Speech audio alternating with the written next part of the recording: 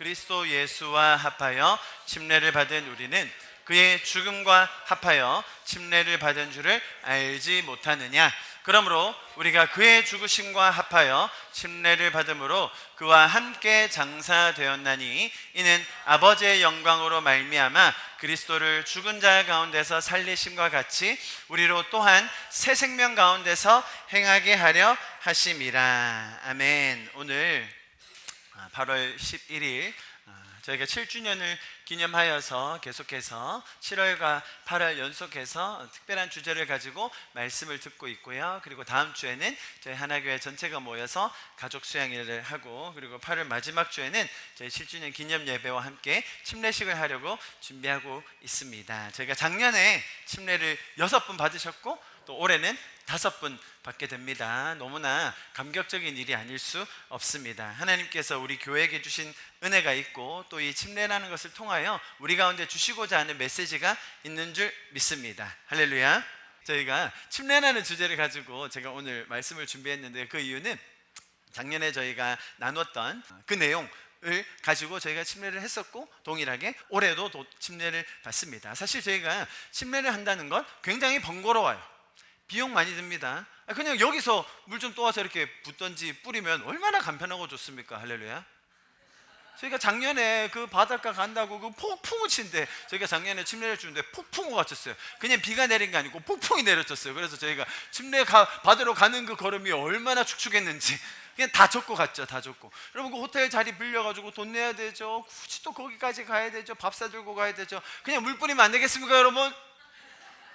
오늘 설교 듣고 결정하시면 됩니다. 왜 우리가 물을 안 뿌리는지. 사실 이 침례 안에 담긴 의미가 어떤 것인지를 바로 알면 우리 신앙을 다시 한번 점검할 수 있게 됩니다. 제가 작년에 나눴던 내용을 조금 각색해서 오늘 다시 나눕니다.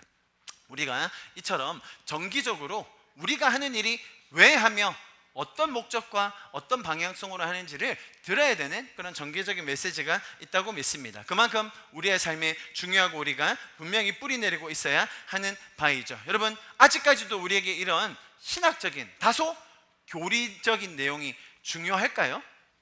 이렇게 소셜미디어가 발전되어 있고 자극적인 짧은 쇼트들이 이렇게 난무하는 세상에서 이렇게 고리타분한 교리라든지 신학적인 내용이 우리에게 필요할까요? 특히 우리 어린이들에게는 어떨까요? 여러분, 저는 개인적으로 믿기에 우리 다음 세대들은 교단은 초월할 거라고 믿어요. 저는 침례 교단을 얘기하는 게 아닙니다. 성경에서 말하는 이 한 가지 의식, 침례라는 그 행위를 말하는 거지 침례 교단을 변화하고 싶은 생각은 없어요. 우리 다음 세대들은 아마 교단을 초월하게 될 겁니다. 그럼에도 불구하고 우리 다음 세대들은 정말 바른 신학 위에 하나님을 바로 알아야 될 필요가 있어요. 많은 분들이 그렇게 얘기하시죠. 아니, 우리 어린이들은 조금 재미있게 신나게 그냥 놀면서 교회 생활 하는 게 좋지 않겠냐라고들 생각하셔서 그런 류의 프로그램을 많이 만드십니다. 다빈아, 이번 올림픽 때 유도를 봤어 안 봤어? 유도 경기 조금 봤어요. 왜? 집에서는 TV가 없기 때문에 못 보다가 식당 갔는데 유도를 하는 거예요. 그치? 그때 열심히 봤죠. 다빈아, 거기서 나오는 기술이 이해가 돼 안 돼? 조금 돼요. 지금 유도 배운 지 얼마나 됐지? 한 2달? 3달? 뭐 이 정도 됐는데 올림픽에 나오는 유도 경기의 업어치기가 보여요. 왜 그런지 아세요, 여러분? 어린이들이 운동하러 가면 어린이 버전으로 다르게 가르칠까요? 어린이들이 음악 배우러 가면 제가 드럼 가르칠 때 어른들 안 배우는 어린이들만 배워야 되는 아주 쉬운 걸 가르칠까요? 어린이들이 예술을 배울 때, 스포츠를 배울 때, 아니 심지어 학문을 배울 때 어떤 걸 가르칠까요? 제일 중요한 걸, 가장 기본되는 걸 제대로 가르쳐줘야 돼요. 그리고 그거를 부모님들이 좋아하세요. 운동을 할 거면 가장 기초를, 가장 기본 동작을 제대로 해야 될 거 아닙니까? 여러분, 어릴 때 제가 드럼을 오래 가르쳤으니까 드럼 배울 때 잘 배워야 돼요. 괜히 쓸데없는 그 이상한 그 기술을 배우면 그 다음부터 다시 처음으로 다 돌아가야 돼. 자, 무슨 말이냐면 우리 부모들은 알죠. 우리 어른들은 압니다. 처음 배울 때 제대로 배워서 기초를 단단히 하면 거기서 많이 성장할 수 있다고. 여러분, 우리가 가지는 신앙도 마찬가지입니다. 아이들이 교리를 이해하고 소화해내지 못할까요? 아니요. 정말 잘 소화해내고요, 훨씬 더 든든하게 그 위에 서갈 줄 믿습니다. 여러분, 마지막 때가 갈수록 우리를 속이는 그런 교묘한 속임수는 더 교묘해질 거예요. 더 첨예해질 겁니다. 그 안에서 우리가 무엇을 믿어야 되는지, 어떻게 믿어야 되는지, 왜 이런 신앙생활을 해야 되는지를 분명히 알아야 됩니다. 여러분, 지금 현재 서구 교회는 이 한 이슈로 완전히 두동강 났어요. 뭐죠? 동성애 이슈입니다. 동성애 이슈. 동성애 이슈로 이제는, 옛날에는 마이너 그룹이었어요. 작은 그룹이었어요. 퀴어 신학? 그게 뭐야? 그런 기괴한 게 그게 뭐야? 라고 얘기했었는데요, 이제는 거의 메이저급으로 성장했어요. 교단들마다 이제는 막을 수가 없어요. 하나님이 우리를 사랑하셨어요. 하나님은 지금 내 모습도 사랑하세요. 내가 어떤 모습이건 간에 하나님은 날 다 용납해 주세요. 그게 신앙이고 그게 기독교예요. 어떤 게이 목사가 나와서 설교하는 거 봤어요? 여러분, 제가 그 퀴어 축제에 갔잖아요. 가가지고 사람들을 만났는데, 이제 그 사람과 인사해서 그 퍼레이드에 참가한 LGBTQ가 그 목사한테 물은 거예요. 당신 아까 그 데모하던 목사 아니냐고. 나 목사는 맞는데 우리는 게이 교회야. 그랬더니 그 사람이 뭐라고 하냐면, 그렇구나, 내가 하나님에 대해서 알고 싶어. 그래가지고 이 게이 목사가 복음을 전해요. 그러면서 이 게이 목사가 게이 교회한테 뭐라고, 여러분 보셨죠? 게이 교회는, LGBTQ 교회는 복음을 전할 문이 더 활짝 열려 있어요. 할렐루야. 이게 무슨 소리인지 아마 어린이들 조금 이해하지 못하겠지만, 이게 얼마나 심각한 상황인지는 우리 어른들이 알 수 있어요. 자, 여러분, 간음하다가 현장에서 잡힌 여인에게 예수님이 뭐라고 하셨죠? 나도 너를 정죄하지 않는다. 맞아요. 하나님은, 예수님은 있는 모습 그대로 우리를 받아주세요. 용서해 주십니다. 용납해 주세요. 그 어떤 극악무도한 죄인이라도 하나님께 나아갈 수 있어요. 자, 예수님이 그 여인을 돌려보낼 때 뭐라고 말씀하셨죠? 나도 너를 다시는 정죄하지 않는데 앞으로 다시는 죄 짓지 말라는 거예요. 죄 지어도 하나님 앞에 올 수는 있는데 다시는 죄 짓지 말라는 거예요. 죄가 뭔지, 하나님의 뜻을 거스르는 게 뭔지, 하나님의 기준이 뭔지는 바로 알아야 된다는 것이죠. 여러분, 이처럼 우리는 너무나 혼란스러운 시대, 제가 오늘 설명드릴 거예요. 1세기, 2세기, 3세기에 우리의 신앙의 선배들이 지켜왔던 가치들이 있어요. 예수님은 정말 하나님이신가? 예수님은 완전한 인간이셨나? 아니, 어떻게 완전한 인간이신 분이 완전한 하나님이 될 수 있지? 여러분, 이거 지키느라 우리의 신앙의 선배들이 목숨을 걸었어요. 그리고 지금 우리가 삼위일체라는 교리를 가지고 있는 거예요. 삼위일체라는 단어가 성경에 나옵니까? 나온다고 철석같이 믿는 분들이 계세요? 안 나와요. Trinity라는 단어는 성경에 안 나옵니다. 근데 어떻게 생겼냐고요? 많은 분들이 하나님과 예수님과 성령님은 하나신데? 다 하나님이신데? 근데 예수님은 완전한 인간이셨는데 이걸 뭐라고 표현하지? 그래, Trinity라고 하자 라고 해서 우리가 그것을 믿고 있고 지키고 있는 거예요. 여러분, 그것 때문에 목숨 건 분들이 너무 많아요. 여러분, 우리의 다음 세대들은 그거보다 또 다른 차원의, 또 다른 첨예한 이 성경과 복음을 제대로 알아서 그것을 사수할 세대들입니다. 할렐루야. 너무 내가 너희들을 부담 주는 건 아니지 뭐. 지금 당장은 아닌데 얘들아, 그냥 잘 듣자 이 말이에요. 자, 오늘 할 말이 많은데요, 그죠? 우리 자녀들이 금수저로 자랄 거예요, 여러분. 금수저. 금수저는 재정이 많은 부유한 집에 태어난 그런 아이들을 말합니다. 그러면 재정에 아무런 부족함 없이 하고 싶은 거 다 하고 누릴 거 다 누리고 모든 기회를 다 갖는 아이들을 금수저라고 해요. 자, 그렇게 태어난 금수저들이 대부분 인생이 망쳐진다는 거 우리가 진짜 다 알아요. 그거 자체가 좋은 게 아니다. 그래서 그 다음 나온 게 뭐예요? 정서적인 금수저. 뭐죠? 부모와 어릴 때부터 많은 시간 보내고 정서적으로 충분히 사랑받고 그런 사람들이 나중에 사회생활을 할 때도 직장을 구할 때도 자기 인생에서 정말로 성공하더라. 이제 우리가 그것도 알아요. 그죠? 그냥 재정의 금수저, 정서적인 금수저. 우리는 어떤 아이들을 키우는 거예요? 영적인 금수저. 할렐루야. 우리 선교사님 자녀들 말할 것도 없죠. 우리 아이들, 다음 세대들, 교회 안에 자라는 애들 정말로 영적인 분별함을 가지고 제대로 된 기준을 가지고 하나님이 우리에게 가르쳐 주신 것들을 굳건하게 붙들고 설 우리 자녀들이 될 줄 믿습니다. 할렐루야. 자, 그러면 제가 오늘 아주 스피디하게 간단하게 설명드립니다. 첫 번째, 침례의 세 가지 의미를 제가 정리해봤습니다. 첫 번째로는 외적인 신앙의 고백입니다. 외적인 신앙에 대한 개인적인 고백이에요. 무슨 말입니까? 자, 침례라는 것은 구원을 받기 위한 도구가 아닙니다. 어딘가에 멤버가 되어서 내가 그 특권을 누리겠다라는 의식이 아니에요. 오히려 내가 가지고 있는 내 내적인 구원에 대한 확신, 내가 이미 구원받았고 성령이 나와 함께 계신다는 것을 내가 외적으로 내 고백으로 사람들 앞에서 드리는 행위를 침례의 의미로 볼 수 있는 것입니다. 이해하시겠죠? 그러니 침례라는 것은 믿는 성도가 받는 거예요. 이해하셨습니까? 침례를 받아야 구원을 받고 침례를 받아야 성도가 된다는 게 아니라 침례는 믿는 성도가 내 외적으로 고백한다는 것을 의미합니다. 두 번째입니다. 교회의 회원이 되겠습니다 라는 그 선포예요. 자, 이 말씀 같이 읽어봅니다. 고린도전서 12장 12절요 시작.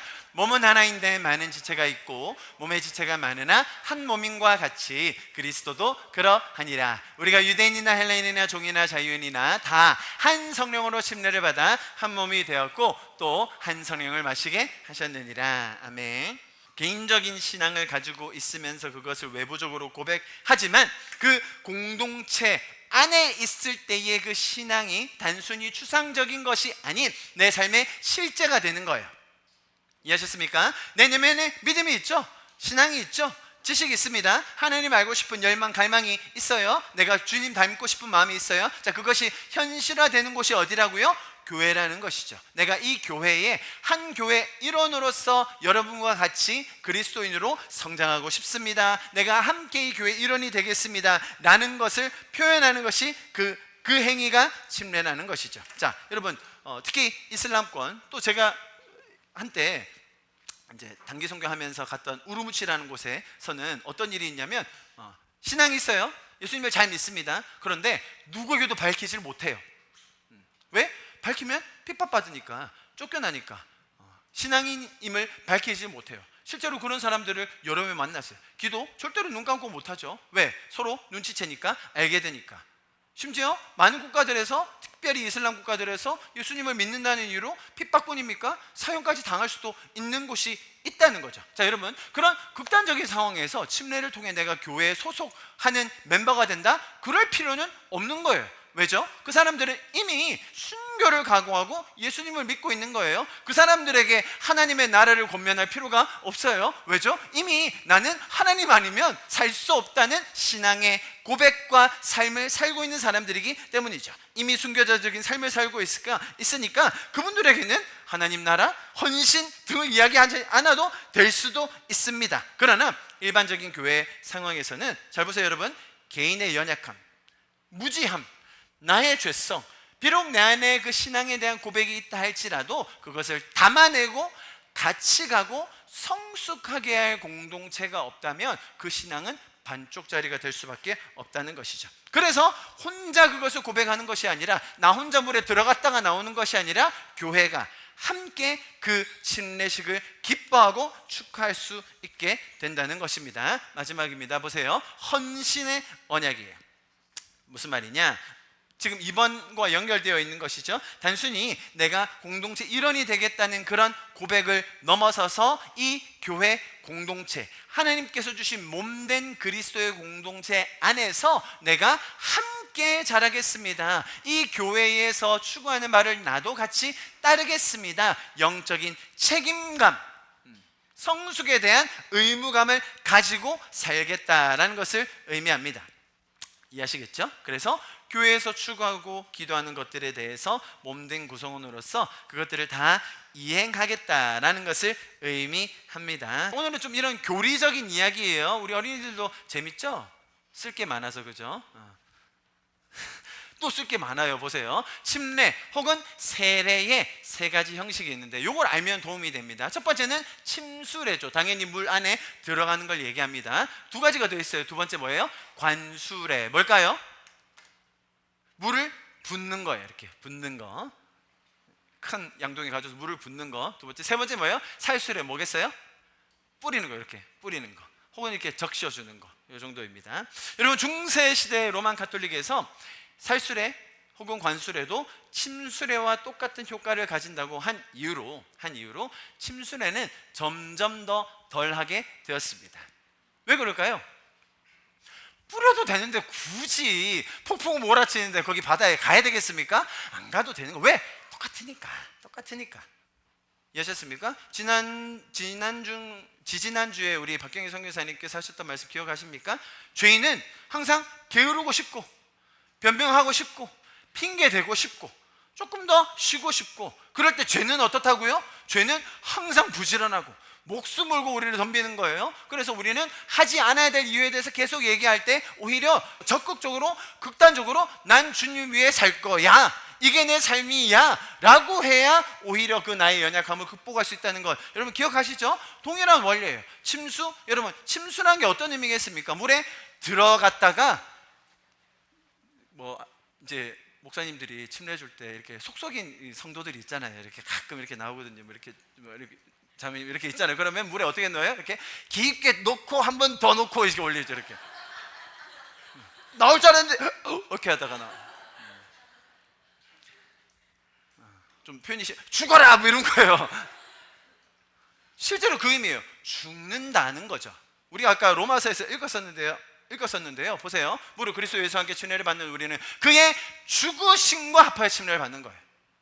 죽어야 어떻게 돼요? 다시 물 안에 계속 가지고 있어요. 어쨌든 일으켜줍니다, 여러분. 좀 재성이 많은 사람 좀 오래 담그고 일어나야죠. 왜? 일어나는 것이 다시 부활하는, 그러므로 우리가 그의 죽으심과 합하여 침례를 받음으로 그와 함께 장사되고 이는 아버지의 영광으로 말미암아 그리스도 죽은 자 살리신 같이 우리도 또한 새 생명 가운데서 행하게 하려 하심이라 라는 거예요. 그게 침례의 의미예요. 죽었다가 살아나는 것을 공동체 앞에서 저 이제 죄적인 죄원으로 죽었습니다, 저는 새 삶 살겠습니다, 이 공동체와 함께 여러분과 신앙생활 하겠습니다 라고 외적으로 고백하는 거예요. 자, 그런데 뿌리면 어떻게 되죠?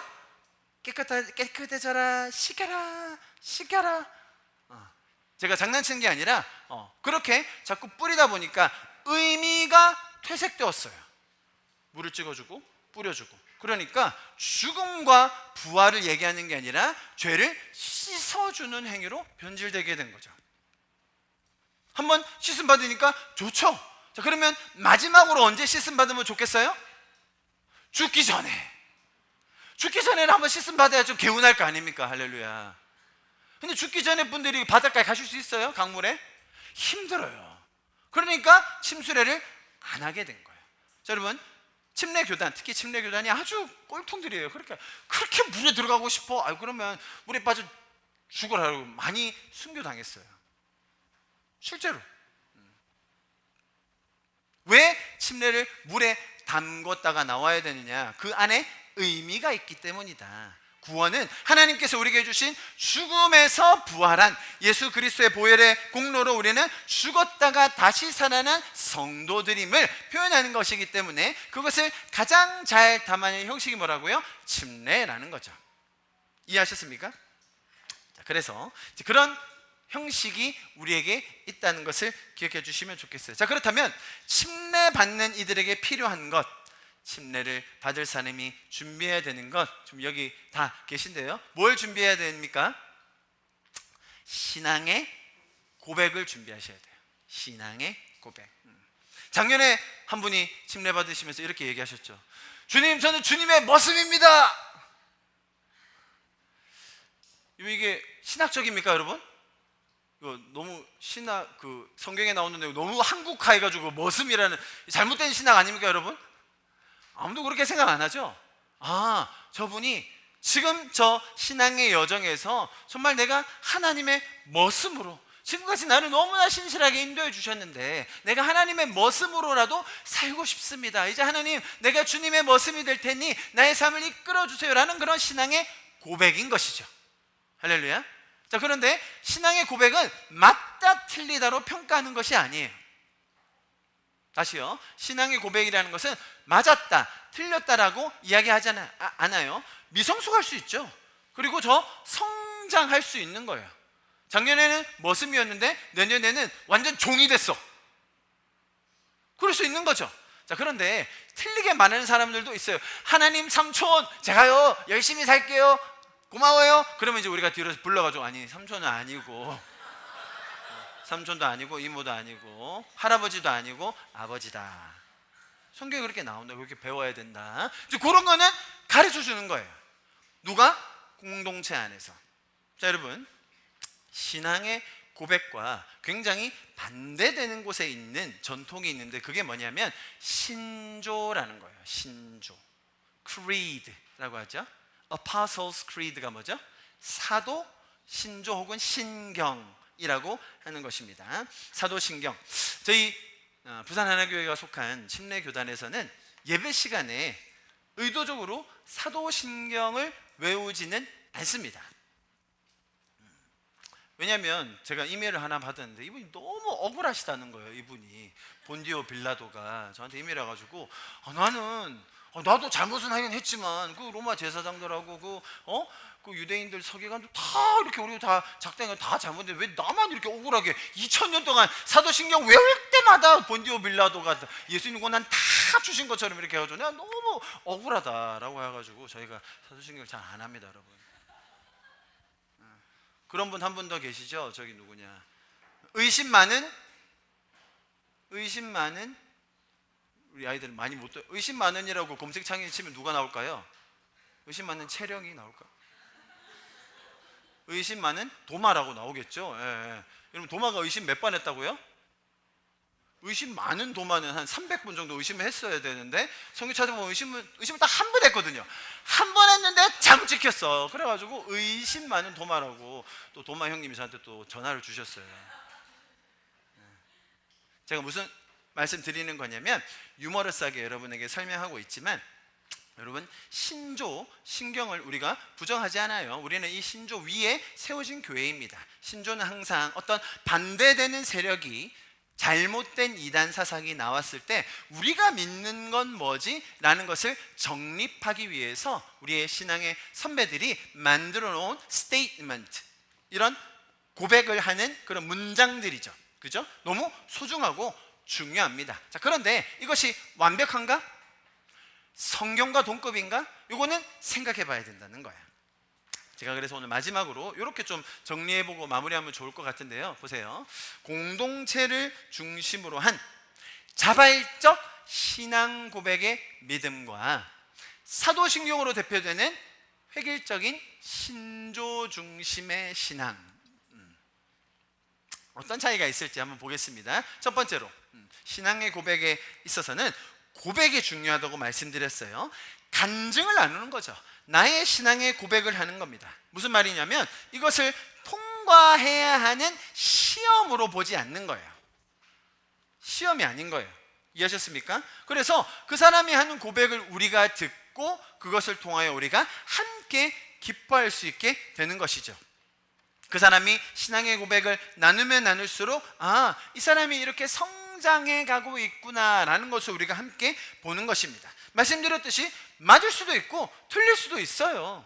우리가 그것 때문에 그 사람을 정죄하진 않아요. 대신 그것 때문에 그 사람을 핍박하거나 싫어하거나 목숨 걸고 싸우지 않고 대신 우리 안에서 성경이라는 권위하에 더 잘 배울 수 있도록 성장할 수 있도록 도와주는 거죠. 자, 이런 고백의 단점은 무엇이냐? 그러다가 잘못해서 이단되면 어떻게 해요? 이게 항상 문제예요. 그러다가 잘못해서 산으로 가면 어떻게 하냐는 거죠. 제가 그것도 뒤에 더 설명드리겠습니다. 반대로 신조를 중심에 둔 신앙은 교리문답이라는 게 굉장히 강하죠. 침례, 세례 전에 반드시 이 과정을 거쳐야 됩니다. 여기서 통과해야, 시험에 패스해야 세례 받든지 입교하든지 할 수 있습니다. 이해하시겠습니까? 그래서 틀리면 못 받아요. 제대로 학습하고 교육을 받고 거기에 통과를 해야지만 거기에서 침례든 입교든 할 수 있는 것이죠. 그래서 맞다, 틀리다가 딱 구분되는 시험 문제에 익숙한 사람은 이쪽이 훨씬 좋을 거예요. 장점도 있습니다. 말씀드렸듯이 딱 정해진 세트, 모범 답안이 있기 때문에 너무 마음이 편하죠. 우리는 이것만 따라가면 되니까, 요거 안에만 있으면 되니까. 이해하시겠죠? 자, 그래서 이 신앙 고백을 중심으로 한 사람은 이 침례라는 것에 대한 의미를 뭐라고 두냐면 언약이나 혹은 결혼식이라고 표현하죠. 결혼식, 사실 법적인 의미가 있습니까? 결혼식에 결혼식은 해도 안 해도 상관없어요. 혼인 신고만 하면 되는 거죠. 이미 나는 주님의 자녀입니다. 자, 그런데 결혼식 왜 해요? 모든 사람에게 알리려고, 우리의 기쁨을 보여주려고, 그리고 우리 두 사람이 언약하는 것을 사람들 앞에서, 하나님 앞에서 하려고 하는 게 결혼식이잖아요. 침례식도 마찬가지 의미라는 거죠. 반면에 이런 신조를 중심에 둔 사람들은 이 의식을 어떤 의미로 둬요? 입교하는, 이제 나도 거기에 일원이 되는 그런 식의 이야기를 하는 겁니다. 제가 말씀드렸듯이 사도신경이 나쁘거나 이쪽이 틀렸다는 말은 절대로 아닙니다. 제가 혹시 기억하실지 모르겠지만 옛날에 하늘이를 일어서게 해서 제가 질문을 몇 가지 했었죠. 그래서 하늘이가 정말로 구원에 대한 확신이 있는지, 정말로 그것을 믿는지 제가 몇 가지 질문하고 하늘이가 거기에 대해서 다 동의하고 아멘으로 했던 건 여러분 기억하십니까? 자, 그럴 때 제가 줬던 그 질문의 세트들 다 이런 교리 안에 들어있는 것들이에요. 제가 왜 하늘이를 그렇게 도와줬죠? 어리니까, 아직 표현을 잘 못하니까, 단어들이 생소하니까. 어린이들, 장애인들, 아직 그런 지식의 수준이 많이 안 되는 사람들을 위해서 교리 너무 필요해요. 중요합니다. 줄 수 있어야 돼요. 이해하시겠죠? 교리 자체가 나쁘다는 말은 아닙니다. 반대로 그 안에 정해진 것 안에 머물지 않고 우리가 개인적인 고백으로 성장할 수 있는 것도 필요하다라고 말씀드리는 것이죠. 사실은 이 신조 혹은 교리라는 것이 처음에 크레도라고 해서 저도 믿습니다, 이제 사제들이 혹은 성직자들이 너 이렇게 믿니? 이렇게 살 거니? 그러면 저 믿습니다, I do, 크레도라고 하는 게 creed로 바뀐 거죠. 이해하시겠습니까? 자, 보세요. 그러면 이런 특징이 생길 겁니다. 변화에 대해서 굉장히 쉽고 긍정적일 수 있고요, 반대로 한편은 변화에 대한 이런 기회가 굉장히 적을 겁니다. 왜냐하면 개인의 고백은 매일매일 바뀔 수 있어요. 바뀌어도 된다는 거죠. 왜죠? 그게 성숙해가는 과정이니까. 고백을 하는 것이라면 점점 더 성숙해지고 바뀌어가는 게 정상이라는 거죠. 작년에 저의 모습과 지금 저의 모습은 완전히 다릅니다, 여러분. 아무도 동의는 안 하시네요. 네, 제가 많이 노력하고 있습니다. 저도 더 변할 수 있도록 여러분 제가 열심히 하겠습니다. 그런 거예요. 그래서 고백에서 내가 계속 성숙하고 있다는 것을 보여주지만, 반대로 성경의 그 기준 안에서, 성경의 우산 안에서 있기 때문에 특히 침례교단이 성서주의를 굉장히 강조하죠. 그래서 틀리는 것을 걱정하기 이전에 성경 안에 공동체 모두가 건강할 경우, 그죠? 한 사람이 독단적으로 너무나 큰 카리스마를 가지고 그렇게 지도하게 되면 문제가 생길 수 있지만, 교인들이 전부 다 건강하게 성경 안에서 그 고백을 한다면 모두가 함께 성숙해질 수 있다는 것을 우리가 알 수 있는 것이죠. 반대로 이런 신조 같은 경우는 바꾸려면요, 이거는 거의 종교 개혁이 일어나야 됩니다. 종교 개혁이 일어나지 않고는 그 신조의 문구를 바꾼다? 쉽지 않아요. 제가 사도신경에 대해서도 제가 다음에 기회가 있으면 조금 더 자세히 설명을 드리겠습니다. 처음에는 분명히 좋은 의도였습니다. 말씀드렸죠. 이단이라든지 우리가 잘못 믿고 있는 것들을 바로 세우기 위해서, 우리가 무엇을 믿고 있는지를 정립하기 위해서 만들었는데, 그 안에 갇히게 되면 오히려 성경의 풍성함을 더 누릴 수 없다가 되는 것이죠. 시험 쳐서 통과한 후에 가지게 되는 권위이기 때문에 나중에 이 시험 문제를 바꾼다? 이거 쉽지 않아요. 굉장히 어렵습니다. 말씀드렸죠. 오히려 딱 정해진 그런 문구 세트가 있기 때문에 그 안에 맞추는 건 쉽죠.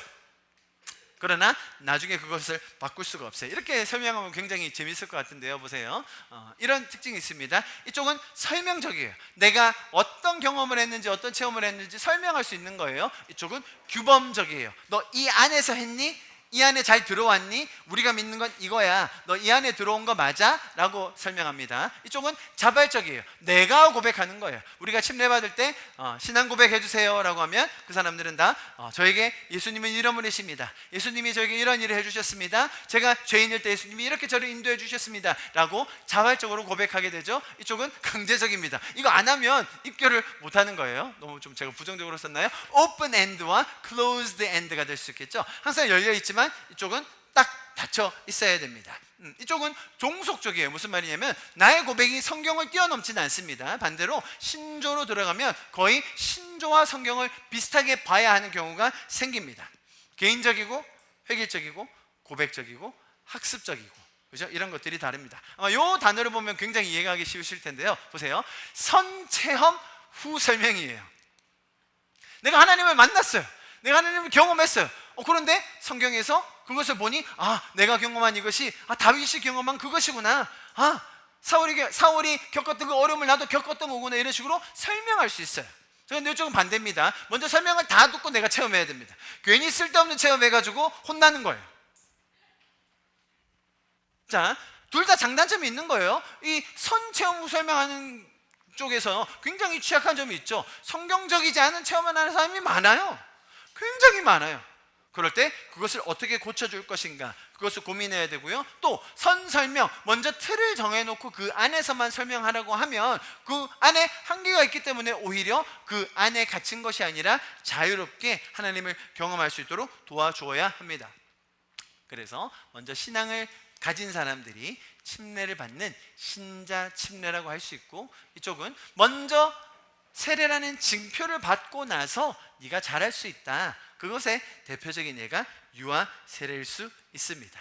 그래서 우리는 결혼식, 사랑하기로 결정한 후에 공동체에게 알리는 고백, 언약을 하기 원하는 것이고요. 이쪽은 출생신고, 출생신고 할 수도 있죠. 그리고 나서 보험도 들면 좋겠죠. 자, 그런데 이 의미가 다른 것을 우리가 볼 수 있습니다. 자, 여러분, 제가 오늘 다소 신학적이고 혹은 교리적이고 설명적인 내용을 여러분에게 나눠드렸습니다. 저희가 2주 후에 이제 함께 하게 될 신례식에 대한 준비로 오늘 이 설교 시간을 할애해서 여러분에게 말씀을 드렸습니다.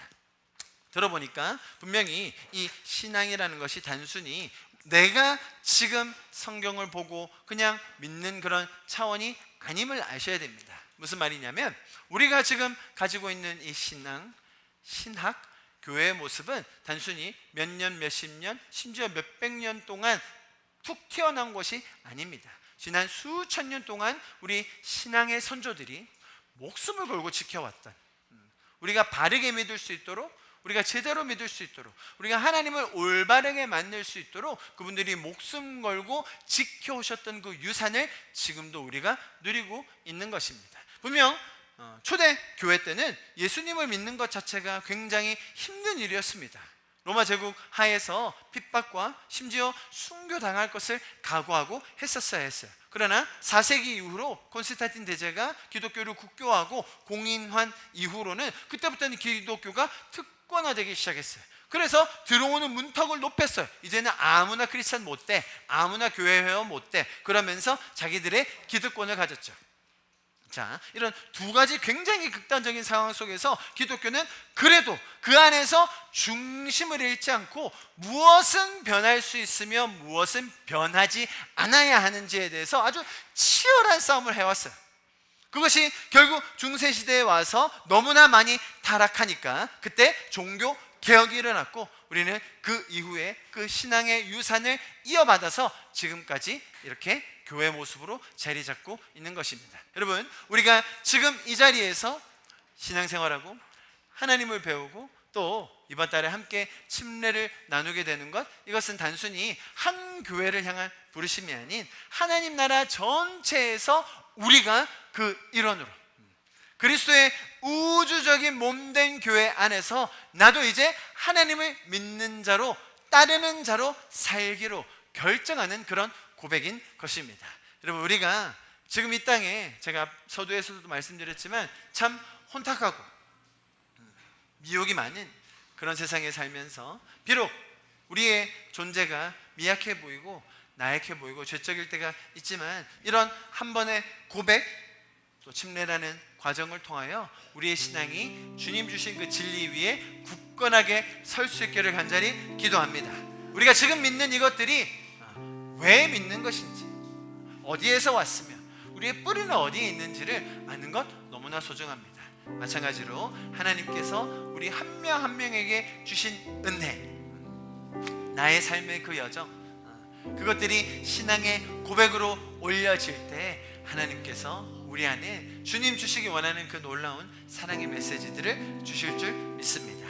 할렐루야. 이 시간 좀 같이 찬양하고 오늘 예배를 마무리하면 좋겠는데요. 우리 신앙의 고백, 주님께서 그래서 나에게 주신 그 은혜에 대한 반응으로 이 찬양하면서 오늘 예배를 마무리하면 좋겠습니다. 함께 찬양합시다. 나의 사랑 너는 어여쁘고 참 귀하다. 어느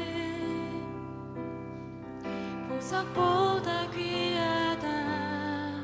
내가 사랑스럽지 않을 때 너를 온전히 사랑하고 너와 함께하려 내가 왔노라.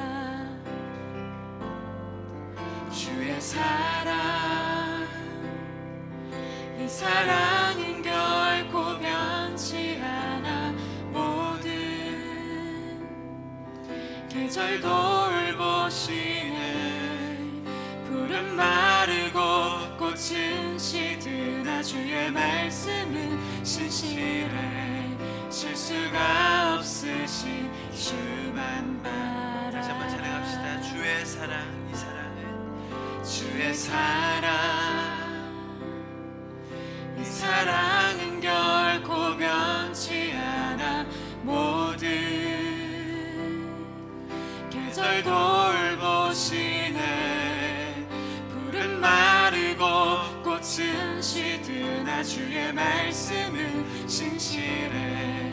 실수가 없으신 주만 바라라. 주님의 나라와 뜻이 나의 삶 속에 임하시며 주님 알기를 주만 보기를 소망해.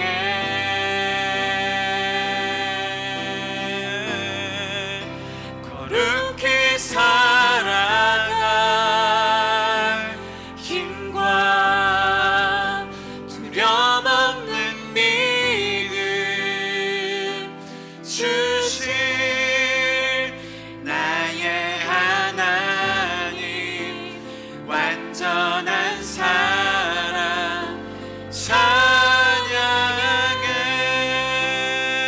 주님의 나라와 주님의 나라와 뜻이 나의 삶 속에 임하시며 주님 알기를 주만 보기를 소망해.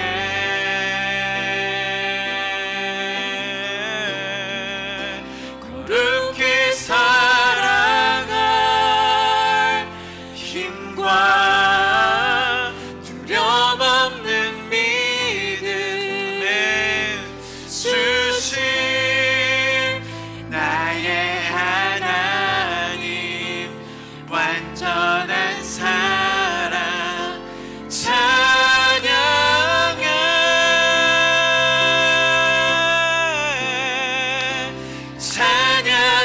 찬양하리 만군의 주 영원히 함께 하시네. 존귀하신 사랑의 왕 영원히 통치하시네. 찬양하리 찬양하리 만군의 주 영원히 함께 하시네. 존귀하신 사랑의 왕 영원히 통치하신 주님의 나라와 주님의 나라와 뜻이 나의 삶 속에 아멘 임하시며 주님 알기를 주만 보기를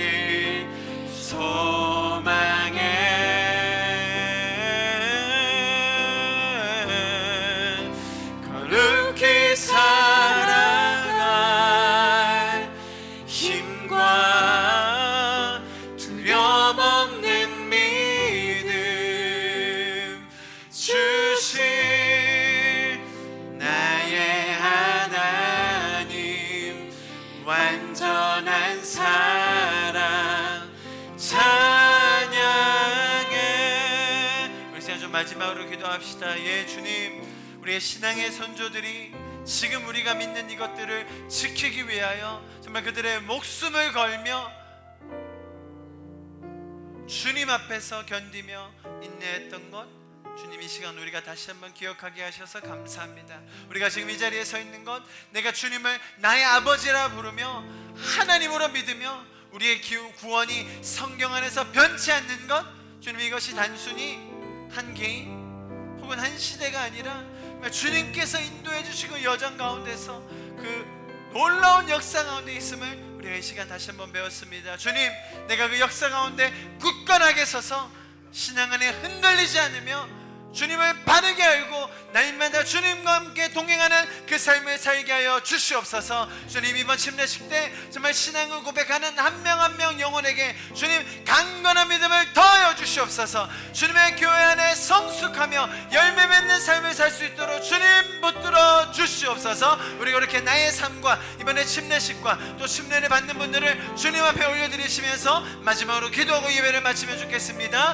함께 기도하시겠습니다. 사랑하시는 주님 감사합니다. 우리를 지금 이 자리까지 인도해 주신 주님 감사를 드립니다. 사랑하시는 주님 감사합니다. 주님께서 인도해 주시는 이 신앙의 여정, 우리를 붙들고 인도해 가시고 공급해 가시는 그 여정, 비록 우리 손에 잡히는 게 없어 보이고 답답해 보이고 꽉 막힌 것 같은 그런 상황 분명히 있지만, 주님 우리 뒤에서 우리를 위해 응원하며 지지하며 기도하는 우리의 삶의 선배들, 또 지금까지 역사의 토대를 만들어준 우리에게 유산을 만들어준 우리 신앙의 선조들, 우리가 이 시간 다시 한번 기억합니다. 그 발판 위에서 정말 주님 우리 한 명 한 명이 그렇게 굳건하게 서갈 것입니다. 주님께서 주신 놀라운 복음의 은혜 안에 우리가 날마다 더 강건하여지고 풍성하여질 수 있는 그 은혜를 주심에 감사를 드립니다. 주님께서 이끌어 가실 여정 주님 너무나 기대합니다. 이 모든 말씀 살아계신 예수 그리스도 이름으로 함께 기도하였습니다.